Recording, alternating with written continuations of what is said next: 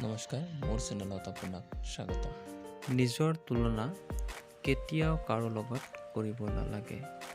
তাৰে শিক্ষা আমাক দিয়ে এটা কাউৰীৰ কাহিনীয়ে। আমি সকলোৱে জানো যে কাউৰীৰ বৰণ কলা, আৰু এই কলা বৰণে কাউৰীৰ সমস্যাৰ সৃষ্টি কৰিছিল। আৰু কাউৰীয়ে মনে মনে চিন্তিত আৰু বেজাৰ হৈ এটা গছৰ ওপৰত বহি আছিল। তেতিয়াই হঠাৎ সেই গছৰ তলেৰে এজন সাধু আহে, আৰু সাধুজনৰ গালত এটোপাল পানী পৰে। পানী পৰাৰ লগে লগে সাধুজনে ওপৰ ফালে চাই দেখে যে এটা কাউৰীয়ে কান্দি আছে। তেতিয়া কাউৰীক সাধুজনে সুধিলে, তুমি কিয় কান্দি আছা? তেতিয়া কাউৰীয়ে ক'লে, মই নেকান্দিম কিয়? এইটো মোৰ জীৱন হ'ল, মোৰ গাৰ বৰণ কলা। মই যাৰে ঘৰত যাওঁ সকলোৱে মোক দূৰ দূৰ কৰি খেদি দিয়ে, গতিকে এইটো জীৱনলৈ মই সুখী নহয়। তেতিয়া ঋষিয়ে ক'লে, ঠিক আছে, তেতিয়াহ'লে তুমি কি হ'ব বিচৰা? তেতিয়া কাউৰীয়ে ক'লে, মই যদি পুনৰ জন্ম গ্ৰহণ কৰোঁ তেতিয়াহ'লে হাঁহ হৈ জন্ম ল'ব বিচাৰোঁ। কি যে ধুনীয়া ৰং, বগা ৰং, শান্তিৰ প্ৰতীক। তেতিয়া ঋষিয়ে কৈছে, ঠিক আছে, মই তোমাক এতিয়াই হাঁহ বনাই দিম, কিন্তু এটা চৰ্ত, তুমি এতিয়াই যাই হাঁহৰ খবৰ লৈ আহা। তেতিয়া কাউৰীয়ে দৌৰি দৌৰি গৈ হাঁহক সুধিছে, হাঁহ ভাই, কি যে মজাত আছা তুমি? পানীত তুমি পেডেল মাৰা কোনেও নাজানে, কি যে ধুনীয়া ৰং তোমাৰ। তেতিয়া হাঁহে কৈছে, কোনে কৈছে মই সুখী? মই মোৰ বৰণ লৈ মই সুখী নহয়। তেতিয়া কাউৰীয়ে কয়, তোমাৰ আকৌ কিহৰ অসুবিধা?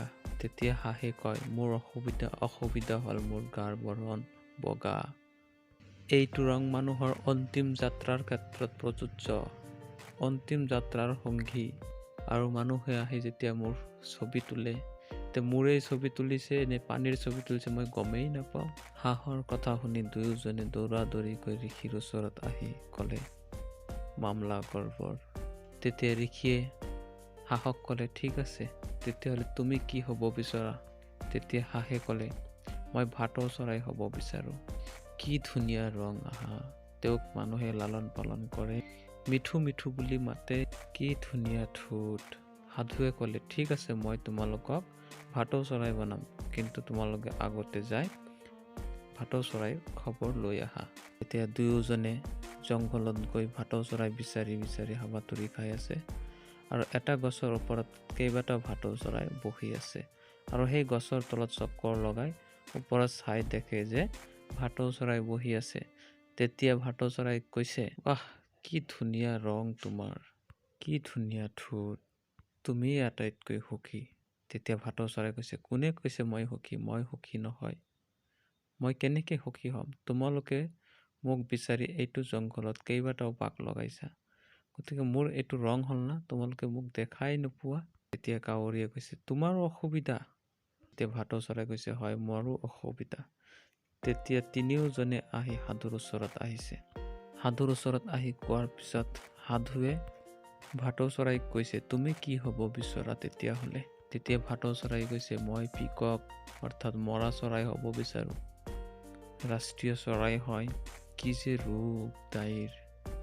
তেতিয়া ঋষিয়ে কৈছে, ঠিক আছে, মই তোমালোকক মৰা চৰাই বনাম, কিন্তু তাৰ আগত তোমালোকে মৰা চৰাইৰ খবৰটো লৈ আহা। তেতিয়া জংঘলত যায় মৰা চৰাইক বিচাৰি মৰা চৰাই কৈ আছে,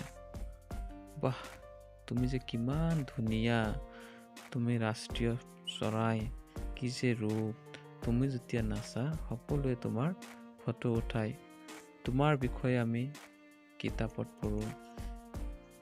তেতিয়া মৰা চৰাই কৈছে, কোনে কৈছে মই সুখী? সেই শুনা, কিবা শব্দ পাইছানে?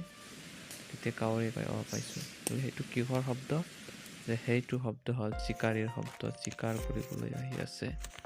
মোক চিকাৰ কৰি মোক বজাৰত বিক্ৰী কৰিব, মোৰ পাখিবিলাক বিক্ৰী কৰিব, আৰু সেই পাখিবিলাক মানুহৰ ঘৰে ঘৰে গুচি ৰাখিব, গতিকে মোৰ জীৱনৰ কোনো নিৰাপত্তা নাই। সেয়েহে এইটো এটা জীৱন হ'লনে? তেতিয়া কাউৰীয়ে কৈছে, তেতিয়াহ'লে তুমি কি হ'ব বিচৰা? তেতিয়া মৰা চৰাই কৈছে, মই তই হ'ব বিচাৰোঁ, অৰ্থাৎ কাউৰী হ'ব বিচাৰোঁ। কাউৰীয়ে ক'লে, কিয়? মৰা চৰা কয় কিয়নো তোৰ জীৱনৰ কোনো ভাবুকি নাই। আৰু কাউৰীক কৈছে তই শুনিছনে চিকেন বিৰিয়ানী বোলে হয় শুনিছোঁ, তই শুনিছনে মটন বিৰিয়ানী বোলে হয় শুনিছোঁ, তই শুনিছ নেকি কেতিয়াবা কাউৰী বিৰিয়ানী বোলে নহয়? তেতিয়াহ'লে ক কোনে বেছি নিৰাপদ? গতিকে মই কাউৰী হ'ব বিচাৰোঁ। গতিকে এই কাহানীৰ দ্বাৰা এইটোৱে বুজাব বিচাৰিছে যে যিজনে যি পদত আছে বা যি অৱস্থাত আছে সেইটো লৈ সন্তুষ্ট থাকিব লাগে। আনক চাই মন দুখী কৰিব নালাগে বা বেজাৰ কৰিব নালাগে। ধন্যবাদ।